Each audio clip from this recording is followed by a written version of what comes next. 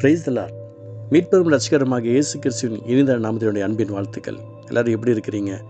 ஆண்டவருடைய ஆசீர்வாதங்களோடு கூட இருப்பதாக. எபிரேயர் புஸ்தகம் 11ஆம் அதிகாரம் முதல் வசனம் சொல்லுகிறது, விசுவாசமானது நம்பப்படுகிற உறுதியும் காணப்படாதவைகள் நிச்சயமாக இருக்கிறது.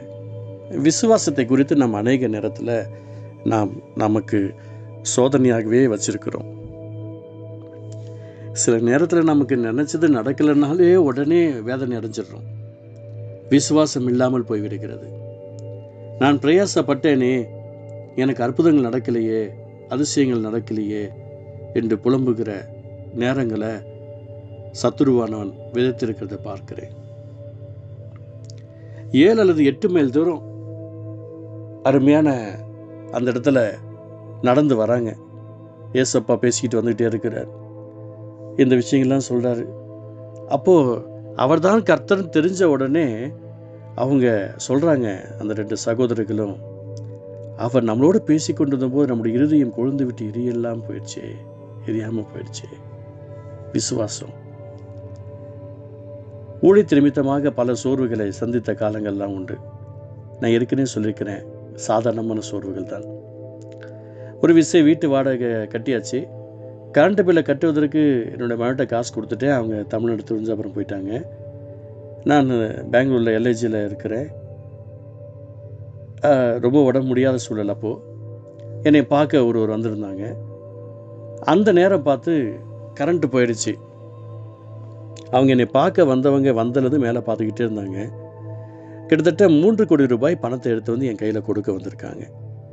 இடம் வாங்கணும், சர்ச்சு கட்டணும், கார் வாங்கணும், மேலே ஒரு கெஸ்ட் ஹவுஸ் மாதிரி ஒன்று கட்டணும், மொத்தம் எவ்வளோ செலவாகும், பெருசாக இடம் இருக்கணும், அப்படி எல்லாம் சொல்லி இன்ஜினியர்கிட்ட கால் பண்ணி கேட்டு அமௌண்ட் எல்லாம் கேட்டுலாம் சொல்லி மொத்தம் 3.5 கோடி ரூபாய் என்று சொன்னாங்க. கையில் 3 கோடி ரூபா தரேன் அப்படின்னு சொல்லி எடுத்து என் பெட்டில் கொட்டினாங்க.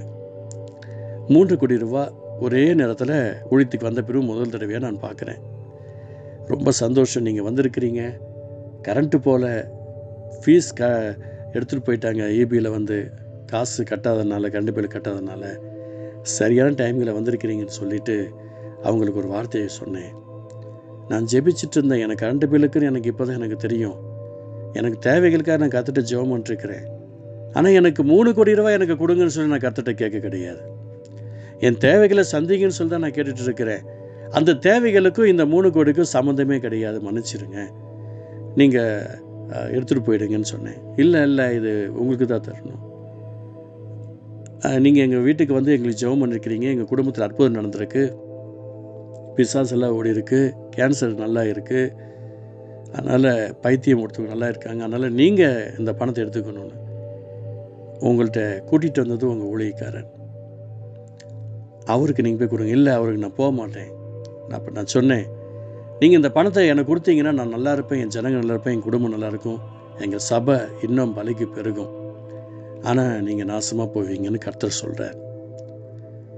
அதுக்கு நான் என்ன செய்யணும்னு சொல்லி கேட்டாங்க. எடுத்துகிட்டு போங்க, இந்த பணத்தை எடுத்துகிட்டு போய் அந்த பாஸ்டர்கிட்ட கொடுங்க, இது மாதிரி அனுப்பிச்சுன்னு சொல்லுங்கள், அவர் உங்களுக்கு கொடுத்தாருன்னா எடுத்து வந்து எனக்கு கொடுங்கன்னு சொன்னேன். எடுத்துகிட்டு போனவங்க அதோடு சரி, திருப்பி இந்த பக்கம் வரவே இல்லை. கொஞ்சம் யோசிச்சு பாருங்களேன். விசுவாசமானது நம்பப்படுகிற உறுதியும் காணப்படுகிற நிச்சயமாக இருக்கிறது. அவங்க போயிட்டாங்க. ஆனால் ஊழியங்கள் இன்னும் கர்த்தருடைய கிருபையில சூப்பராக போய்கிட்டு தான் இருக்குது, மகிமையாக போய்கிட்டு தான் இருக்குது, ஆசுதமாக போய்கிட்டு தான் இருக்குது. நமக்கு என்னது வேணும், எப்போ என்ன வேணும்னு சொல்லி ஆண்டவருக்கு தெரியும். சோர்ந்து போகாதீங்க. தேவனை சார்ந்து வாழுங்க, தேவனையும் சார்ந்து வாழாதீங்க. விசுவாசத்தோடு காத்துடுங்க, அவர் உங்களுக்கு அற்புதம் செய்வார். விசுவாசத்தோடு காத்துருங்க, அவர் உங்களுக்கு அதிசயம் செய்வார். விசுவாசத்தோடு காத்துருங்க, அவர் உங்களுக்கு பெரிய காரியம் செய்வார்.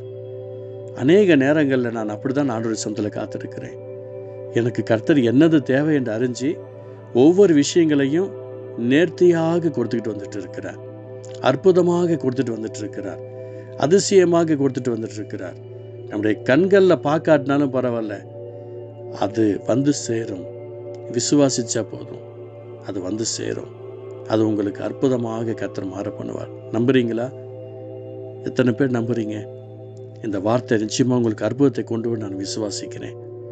சோர்ந்து போகாதீங்க, ஜெபிக்கலாம். எபிரேயர் 11:1 சொல்லியிருக்கிறீங்களேப்பா, விசுவாசமானது நம்பப்படுகிற உறுதியும் காணப்படுவது நிச்சயமாக இருக்கிறது.